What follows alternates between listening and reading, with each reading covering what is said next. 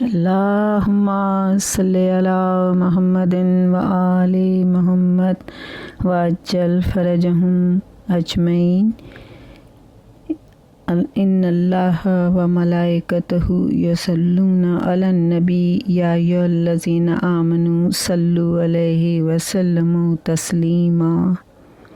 اللہم صلی علی محمد و آل محمد حسین منی و انا من الحسین۔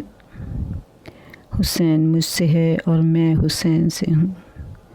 کائنات میں ہم یہ جانتے ہیں کہ باپ سے بیٹا تو ہوتا ہے، بیٹے سے باپ نہیں ہوتا، لیکن یہ واحد ہستی ہے کہ جس کے لیے میرے رسول نے خود کہا کہ حسین منی و انا من الحسین، اس لیے کہ جب یزید کا دور حکومت تھا اور اس سے پہلے بھی جو دور حکومت تھا، اس وقت شہنشاہیت آ چکی تھی اور دین ختم ہو رہا تھا، پورا عالم اسلام خاموش تھا اور یزید کھل کے انکار نبوت کر رہا تھا، اور سب کے سب اطاعت یزید میں اتنا غرق ہو چکے تھے کہ کسی کو اتنا ہوش نہیں تھا کہ یزید کہہ کیا رہا ہے۔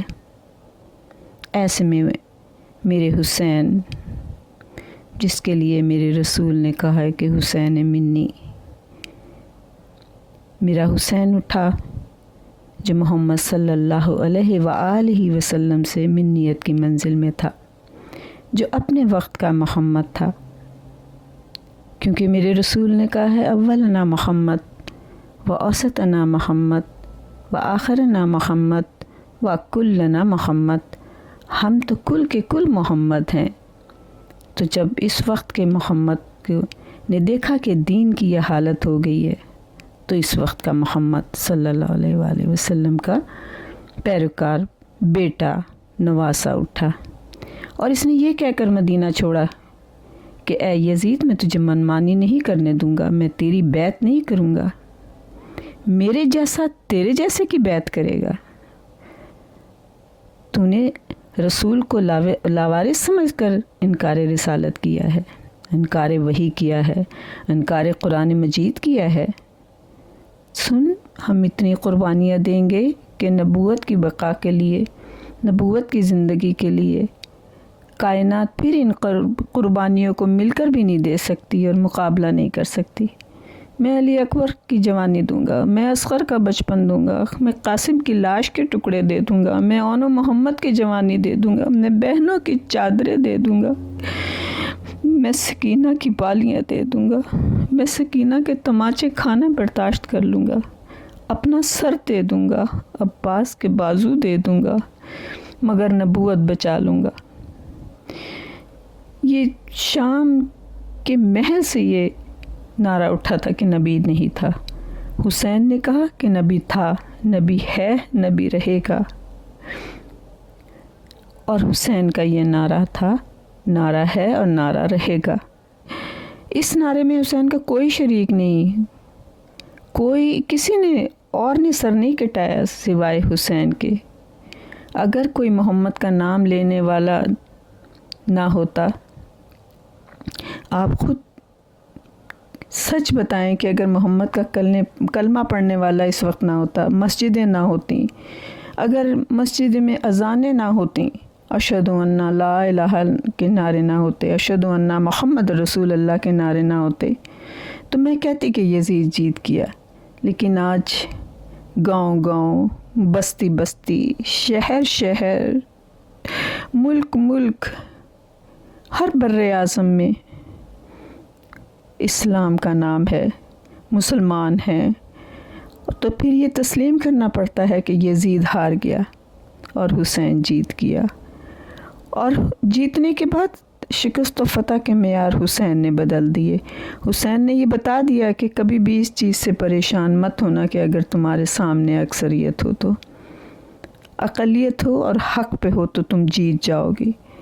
جس طرح سے 72 لڑے، ایسا کوئی لڑا ہی نہیں، اور حسین ایسے کمانڈر، حسین ایسا سپہ سالار، دنیا میں کوئی ایسی فوج ہے جس کا کمانڈر ایک رات پہلے مرنے کا یقین دلا دے کہ کل ہم نے مرنا ہے، اور ان فوجیوں کے حوصلے پست نہ ہوں، یعنی ساری فوجیں لڑی ہیں اور فتح کی امید میں لڑی ہیں۔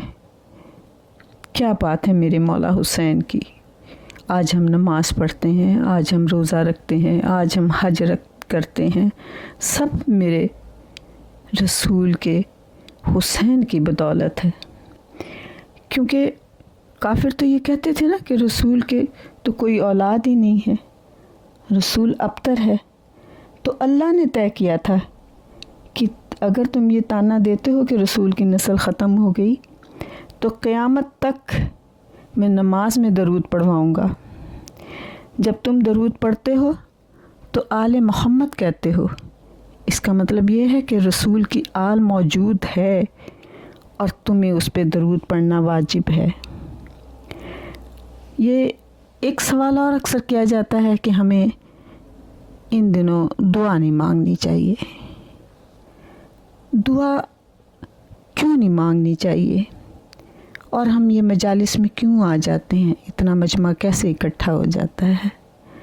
تو یہ ہم نہیں آتے ہیں، میرے نبی نے فرما دیا تھا، ان الفضل الحسین حرارت فی قلوب المومنین، لا نبرت ابدائے، حسین کی شہادت سے مومنوں کے دلوں میں ایک ایسی گرمی پیدا ہوگی جو قیامت تک ٹھنڈی نہیں ہوگی۔ قلوب المومنین میں شہادت حسین سے ایک ایسی حدت پیدا ہو جائے گی، ایک ایسا جوش پیدا ہو جائے گا جو قیامت تک ٹھنڈا نہیں ہوگا۔ اور یہ قلوب المومنین کی گرمی ہے جو ہمیں مجلس میں کھینچ کے لاتی ہے۔ یہ موسم ازاں طویل ہے اور آل محمد نے ہمیں دین دیا، آل محمد نے ہمیں کتاب دی، آل محمد نے ہمیں حلال کا بتایا، حرام کا بتایا، امر بالمعروف کا بتایا، نہی المنکر کا بتایا، ورنہ یزید تو سارا دین ختم کر چکا تھا۔ اور یہ موسم ازاں بڑا طویل ہے۔ حسین کا نانا بڑا کریم ہے، حسین کا بابا بڑا سخی ہے، حسین کا بھائی بڑا سخی ہے، حسین کی ماں بڑی سخی ہے، اور حسین خود بڑا سخی ہے۔ تو جب اتنے سخی ہوں اور ان کے سامنے ہم آئیں اور پریشان ہو کے بیٹھیں، بلا شک آپ زبان سے کچھ بھی نہ بولیں، وہ تو دلوں کے حال جانتے ہیں، وہ آپ کی پریشانی کو دیکھتے ہیں، وہ جانتے ہیں کہ آپ اس وقت کتنے پریشان ہیں اور کس حال میں ہیں، اور سب سے بڑا سخی حسین ہے۔ آپ لوگ کہتے ہیں کہ مت دعا مانگیں، میں ہی کہتی ہوں کیوں نہیں دعا مانگیں؟ ہم جائیں کہاں؟ ہم کس سے دعا مانگیں گے؟ آپ خود دیکھیں کہ میرے مولا حسین کا آخری وقت تھا، اور ایک شخص جو اپنے گھر سے کوفے میں آیا ہے تو اس کی بیٹی نے کہا، بابا میں نے سنا ہے کہ کربلا میں کوئی جنگ ہو رہی ہے، بابا وہاں بڑا لشکر اکٹھا ہے، بابا وہاں سے میرے لیے ایک انگوٹھی ضرور لے کے آنا عقیق کی۔ اور وہ شخص جب یہاں آیا اور اس نے جب یہ دیکھا کہ ایک سوار ہے جو بہت زخمی ہے اور اس کے چاروں طرف لشکر والے ہیں اور اس کو بری طرح سے مار رہے ہیں، تو اس نے لشکر کو نہیں دیکھا کہ یہ مجھے بھی زخمی کر دیں گے، وہ اسے اتنا ان سے ہمدردی پیدا ہوئی کہ وہ اپنے گھوڑے پہ جلدی سے بیٹھا، دوڑتا ہوا مولا حسین کے نزدیک پہنچا۔ تو میرے مولا حسین بہت زخمی حالت میں تھے، تو آپ نے اس شخص کو دیکھ کے کہا، لے یہ انگوٹھی لے اور یہ لے جا کے اپنی بیٹی کو دے دینا۔ اس نے تو اس سے فرمائش کی ہے نا، تو بیٹیوں کو فرمائشیں پوری کر دیتے ہیں۔ اور اس سے کہنا کہ میں باغی نہیں ہوں، میں زہرا کا لال ہوں۔ تو میرے مولا حسین نے جنگ لڑتے ہوئے، یزید کی فوج کے حملے کو برداشت کرتے ہوئے بھی وہ کہاں کوفے میں تھا، کہاں اس کی بیٹی نے اس سے بات کی تھی؟ اس کی بات کو سن لیا تو وہ ہماری بات کیوں نہیں سنیں گے؟ اور بس میرا مولا حسین 28 رجب کو مدینے سے نکلے اور پھر آپ چلتے ہوئے مکے پہنچے، اور مکے سے 8 ذی الحج کو آپ روانہ ہوئے۔ جب آپ ایک مقام پر پہنچے ہیں تو آپ کے ساتھیوں نے کہا کہ مولا یہاں کوئی نخلستان ہے، کھجوروں کے درخت نظر آ رہے ہیں۔ میرے مولا نے کہا کھجوروں کے درخت؟ اور اس وقت کہا مولا سامنے کھجوروں کے درخت نظر آ رہے ہیں۔ تھوڑی دیر میں دیکھا تو نیزوں کی انیاں تھیں اور ایک لشکر نزدیک آ رہا تھا۔ جب وہ لشکر نزدیک آیا تو ان میں سب سے آگے جو سپہ سالار تھا وہ حر تھا، اور اس نے جیسے مولا حسین کو دیکھا ایک دم اس نے مولا سے کہا کہ رک جائیے، لیکن اس سے پورے لفظ ادا نہیں ہو رہے تھے۔ اس نے صرف اتنا کہا ابن زہرا رک جائیے۔ میرے مولا نے کہا اب میں رک گیا ہوں، لیکن تیری زبان میں لکنت کیوں ہے؟ تو صحیح طرح بات کیوں نہیں کر رہا؟ کہہ رہا مولا سفر کر کے طے آ رہا ہوں اور بہت دور سے آ رہا ہوں، گرمی کا سفر تھا تو پیاس کی شدت سے زبان لڑکھڑا رہی ہے، ہمارا پانی ختم ہو گیا تھا۔ میرے مولا نے کہا اپنے گھوڑوں سے نیچے اتر آؤ۔ غازی عباس، سید سجاد، امام زین العابدین کو بلایا، مولا علی اکبر کو بلایا اور بلا کر کہا کہ انہیں پانی پلاؤ۔ اب میرے مولا غازی ابوالفضل العباس کے ہاتھ میں گلے میں مشکیزہ ڈالا، ہاتھ میں کوزہ لیا۔ جناب علی اکبر کے گلے میں مشکیزہ ہے، ہاتھ میں کوزہ ہے۔ جناب سید سجاد کے گلے میں مشکیزہ ہے، ہاتھ میں کوزہ ہے۔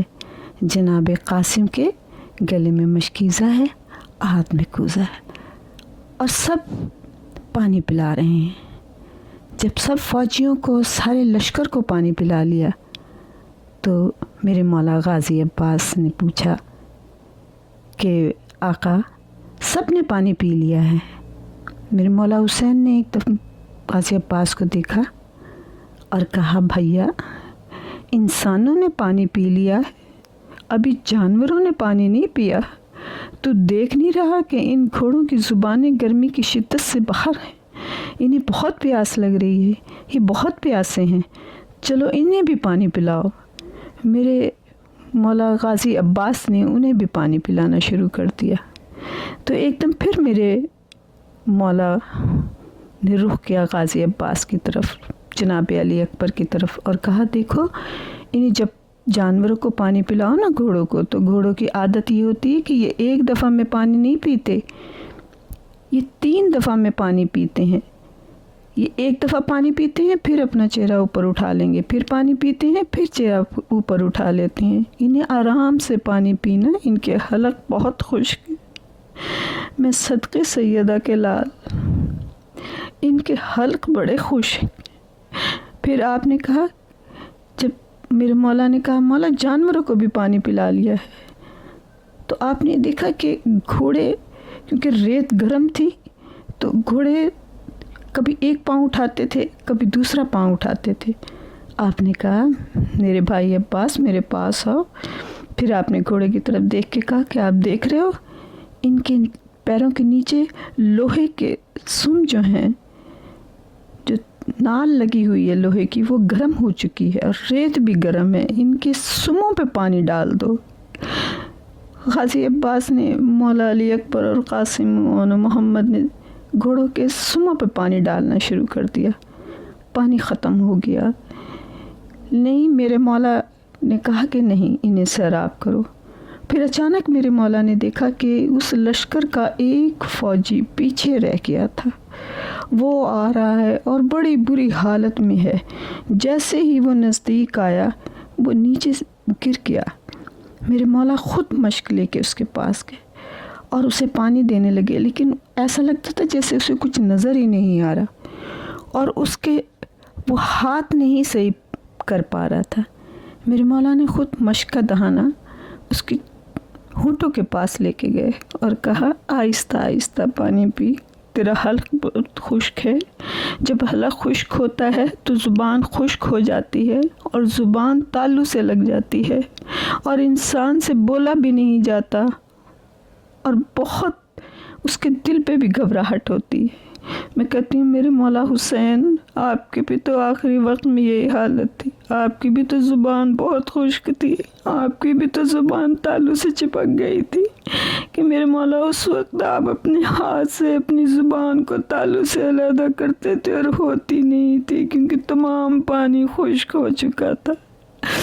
میں صدقے میرے مولا تیری پیاس کے اور تیری مہربانی کے۔ اور پھر کہا کہ ان سب کو اب پانی پلایا اور پھر اس کو کہا آرام سے بیٹھ۔ اور جب اس کے ہوش بحال ہوئے تو اس نے کہا آپ کتنے رحیم ہیں، آپ کتنے کریم ہیں، آپ کتنے رحم دل ہیں کہ اس وقت پورے قافلے والوں نے میرا خیال نہیں کیا، مجھے اکیلا چھوڑ کر آ گئے، لیکن آپ نے میرا خیال کیا ہے۔ پھر میرے مولا نے کہا کہ نماز کا ٹائم ہو گیا ہے، نماز پڑھتے ہیں۔ سب نے نماز پڑھی، میرے مولا کے پیچھے نماز حر نے بھی پڑھی۔ جب نماز پڑھ چکے تو آپ گھوڑے پہ بیٹھے اور آپ نے سفر کا ارادہ کیا تو ایک دم حر آگے بڑھا اور اس نے مولا کی لگام میں، گھوڑے کی لگام میں مولا کے ہاتھ ڈال دیا۔ جیسے ہی اس نے گھوڑے کی لگام میں ہاتھ ڈالا اب سیدہ کے لال کو جلال آ گیا اور ایک دم کہا حر تیری ماں تیرے ماتم میں بیٹھے۔ کیوں کہا میرے مولا نے؟ اس لیے کہ عرب میں کسی کے گھوڑے کی لگام میں ہاتھ ڈالنا بہت توہین کی بات ہوتی ہے، کہ جیسے نوکر کسی مالک کے گھوڑے کی لگام میں ہاتھ ڈال دے۔ تو میرے مولا نے کہا کہ تیری ماں تیرے غم میں بیٹھے حر، تو نے میرے گھوڑے کی لگام میں ہاتھ ڈالا ہے۔ جب ذرا آپ کی بلند آواز سنی تو غازی عباس ذرا دور کھڑے تھے، ایک دم اپنی تلوار نکالی اور حر کے پاس آئے اور کہا حر میں تیری گردن کاٹ دوں گا، تیری جرت کیسے ہوئی؟ تو اس نے کہا کہ میں نے کچھ نہیں کہا، میں نے تو صرف یہ بات کہی ہے کہ مولا حسین آپ میری ماں کا نام لے سکتے ہیں، لیکن میں آپ کی ماں کا نام بغیر وضو کے بھی نہیں لے سکتا، اس لیے کہ وہ سیدہ زہرا ہیں۔ میں نے کوئی بے عزتی نہیں کی، کوئی ایسی بات نہیں کی ہے۔ مولا حسین نے کہا نہیں عباس، کوئی ایسی بات نہیں۔ آپ نے اپنے گھوڑے کو چلانا شروع کیا۔ حر نزدیک آ کے کہتا ہے مولا حسین مجھے حکم ملا ہے یزید کی طرف سے کہ میں آپ کو گرفتار کروں، لیکن یہ کہ میں آپ کو گرفتار تو نہیں کروں گا، آپ جدھر جدھر جائیں گے میں آپ کے ساتھ ساتھ چلوں گا، آپ کے پیچھا ضرور کروں گا، کیونکہ میں نے آپ کو کہیں جانے نہیں دینا ہے۔ میرے مولا نے کہا ٹھیک ہے حر، جیسے تو کہتا ہے، چل ہمارے ساتھ جہاں ہمیں تقدیر لے کے جائے گی۔ اور پھر جب آپ کربلا آئے تو حر بھی کربلا آ گیا تھا اور شمر کے لشکر میں شامل تھا۔ جب 10 محرم کی رات آئی، وہ قیامت کی رات، وہ سیدہ کے گھر کے اجڑنے کی رات، وہ علی کے گھر کے اجڑنے کی رات، وہ زینب کے اجڑنے کی رات آئی، تو اس رات حر اپنے خیمے میں تھا۔ جب سونے کے لیے لیٹتا تو ایسا لگتا جیسے کوئی بی بی ہے جو دردناک آواز میں یہ کہہ رہی ہے حر میرے بچے نے تیرا کیا بگاڑا تھا، حر میرے بچے نے تیرا کیا بگاڑا تھا، میرا حسین تو مظلوم ہے۔ جب بھی سونے کو لیٹتا یہ آواز آتی۔ اتنے میں صبح مولا علی اکبر نے اذان دی، اشہد ان لا الہ الا اللہ۔ اس اذان کا سننا تھا کہ وضو کرنے بیٹھا تھا، وہاں سے نکلا، باہر دیکھا بھائی کھڑا تھا، بھائی سے کہتا ہے کہ مجھ سے برداشت نہیں ہو رہا، حسین کے خیموں سے اللہ تش کی آواز آ رہی ہے۔ بھائی کہتا ہے ہاں، تھوڑی دور ساتھ دونوں بھائی مل کے چلے۔ جب پہنچے تو ایک آواز آ رہی تھی ماموں پانی دے دے، ایک آواز آ رہی تھی چچا پانی دے دیں، کوئی کہہ رہا تھا اماں پانی دے دیں، پانی اور پانی کی آواز تھی۔ اس کا بھائی کہتا ہے حر تو نے کتنا ظلم کیا ہے حسین کو گرفتار کر کے یہاں لے کے آ کے۔ اور کہتے میں بہت شرمندہ ہوں، اتنا دوسرے خیمے سے اتنی دیر میں اس کا بیٹا باہر آیا اور کہا بابا تو نے سن لی آوازیں کتنی دردناک، میں نے تجھے کہا تھا حسین کو نہ روک، بابا میں نے تجھے منع کیا تھا حسین کے گھوڑے کی لگام میں ہاتھ نہ ڈال، بابا تو نے بہت ظلم کیا ہے حسین پہ۔ اس نے یہ بات سنی، اس کے بعد کہتا ہے اچھا میں جاتا ہوں اور میں اپنی بیوی سے مل کے آتا ہوں۔ جب خیمے کی طرف گیا تو اس نے کیا دیکھا کہ ماں بیٹیاں بیٹھی ہیں اور باتیں کر رہی ہیں، لیکن جیسے ہی حور کو دیکھا دونوں خاموش ہو گئیں۔ حور نے پوچھا کیوں خاموش ہو گئی ہو؟ بیٹی کہتی بابا تجھ سے ڈر لگتا ہے۔ کہا مجھ سے کیوں ڈرتی ہو؟ کہا بابا اس لیے ڈر لگتا ہے کہ بابا جنہوں نے ہمیں پانی پلایا تھا، جنہوں نے ہمارے جانوروں کو بھی پانی پلایا، ہمارے نوکروں کو بھی پانی پلایا، آج تو نے ان پہ پانی بند کر دیا ہے۔ بابا میں تجھ سے بہت ڈرتی ہوں۔ اور کہتا ہے مجھے بتا کیا بات ہے؟ کہتا بابا کل رات سب لوگ باہر نکلے تھے خیموں سے اور دریائے فرات کی طرف گئی تھیں، عورتیں بھی بچیاں بھی، لیکن بابا میں کچھ رستہ بھول کے سامنے جو کالے خیمے ہیں میں ادھر چلی گئی۔ بابا جب میں ان خیموں کے نزدیک پہنچی تو بابا وہاں پہ ایک بچی کھڑی تھی میری عمر کی، اس نے مجھے کہا کہ میرے ساتھ خیمے میں آ جا۔ میں خیمے میں گئی تو بابا وہاں روشن چہرے والی بیبیاں بیٹھی تھیں اور ان سب بیبیوں نے مجھے بہت پیار کیا، مجھے سینے سے لگایا۔ بابا انہوں نے مجھے اتنا پیار کیا، کوئی مجھے کہتی تھی بیٹی کہتی تھی، کوئی میرا ماتھا چوم کے کہتی تھی میری بھتیجی، کوئی کسی طریقے سے مجھے سب پیار کر رہی تھی۔ اور بابا جب میں واپس آنے لگی تو ان میں سے کسی نے اپنے کانوں کی بالیاں اتاری، کسی نے ہاتھ کی چوڑیاں اتاری اور مجھے ایک پوٹلی سی بنا کے دی اور یہ کہا کہ سنو ہمارے یہاں جب کوئی مہمان آتا ہے تو خالی ہاتھ نہیں جاتا، لیکن اس وقت بہت غربت ہے، ہمارے پاس اس وقت کچھ نہیں ہے، ہم تجھے کھانا بھی نہیں کھلا سکتے، ہم تجھے پانی بھی نہیں پلا سکتے۔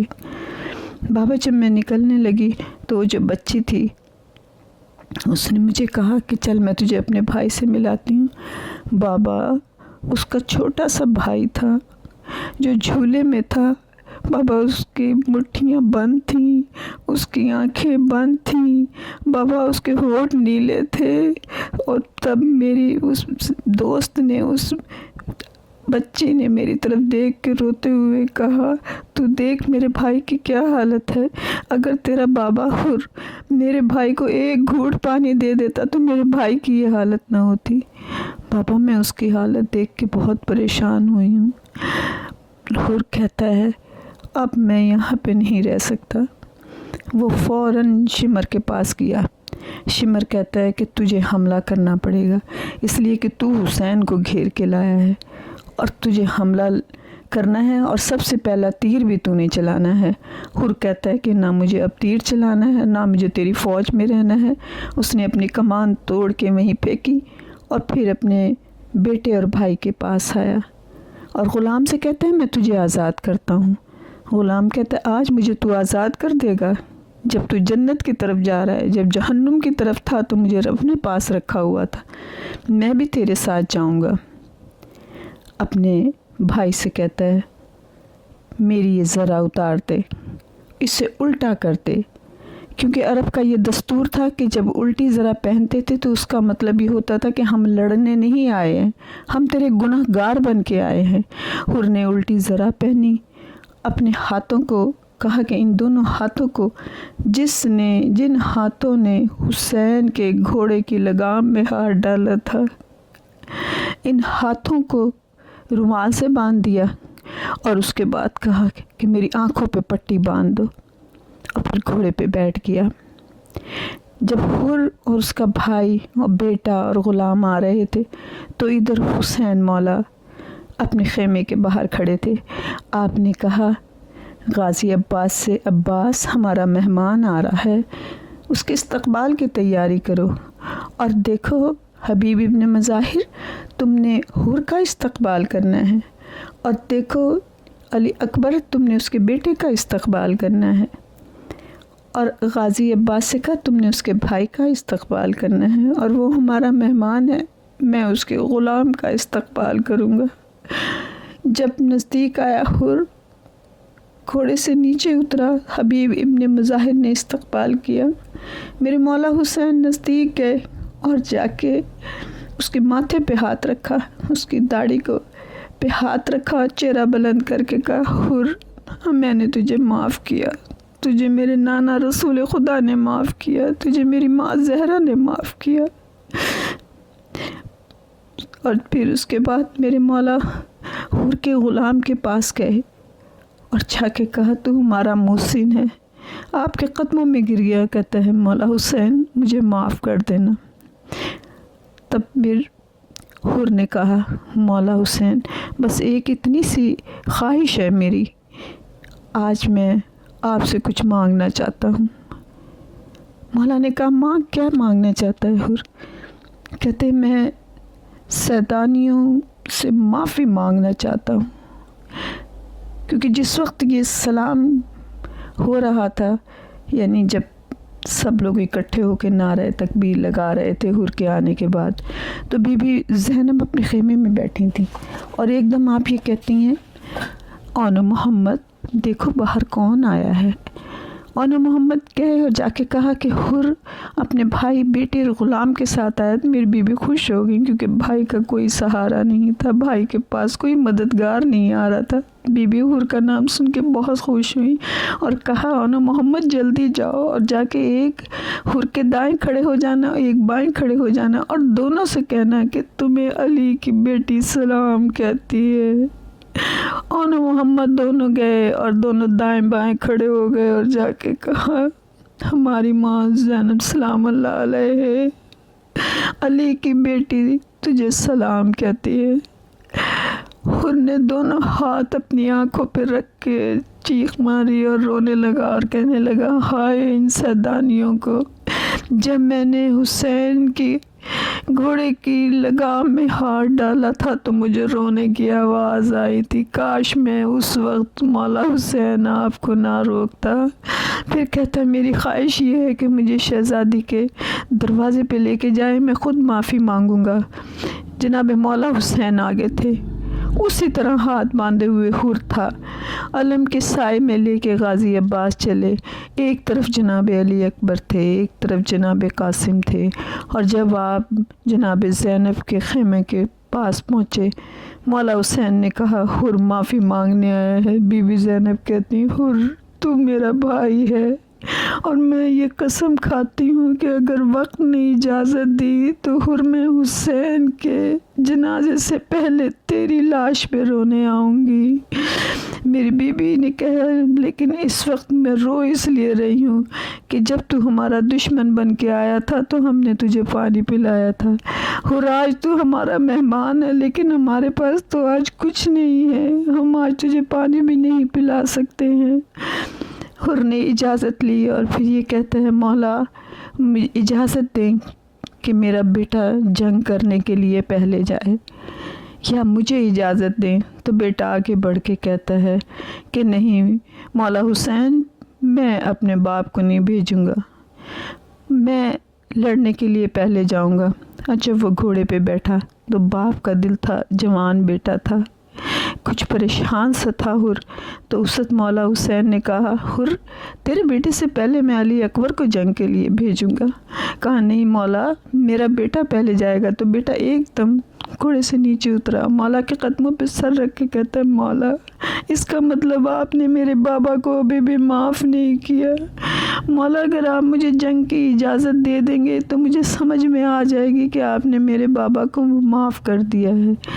مولا حسین نے جنگ کی اجازت دی، حر کا بیٹا کیا، علی ابن حر کیا، اور جا کے اس نے بہت لڑائی کی، جنگ کی، لیکن ایک ظالم نے ایسا گرز مارا کہ وہ زمین پہ گرا، اور جب گرا تو اس نے آواز دے کے کہا، بابا حر جلدی میری مدد کو آ جاؤ۔ حر تیزی سے دوڑا۔ دنیا کا دستور ہے کہ باپ کتنا بھی کمزور ہو، باپ کتنا بھی بوڑھا ہو، لیکن اگر بیٹا کسی مصیبت میں ہو اور آواز دے تو باپ بہت جلدی پہنچ جاتا ہے۔ حر نے بھی جلدی کی پہنچنے کے لیے، لیکن جب وہاں پہنچے تو کیا دیکھا کہ حسین نے اس سے بھی زیادہ جلدی کی ہے، اور جناب حر کے بیٹے علی ابن حر کا سر اپنی گود میں رکھا ہوا ہے اور آنکھوں سے اشک جا رہے ہیں، اور کہا تیرے جیسے جوان مرنے کے لیے نہیں ہوتے، تو میرا مہمان تھا لیکن میں تیری مہمانداری نہ کر سکا۔ جناب حر نزدیک گئے اور کہا مولا آپ کا بڑا شکریہ، مولا آپ نے میری بڑی مدد کی۔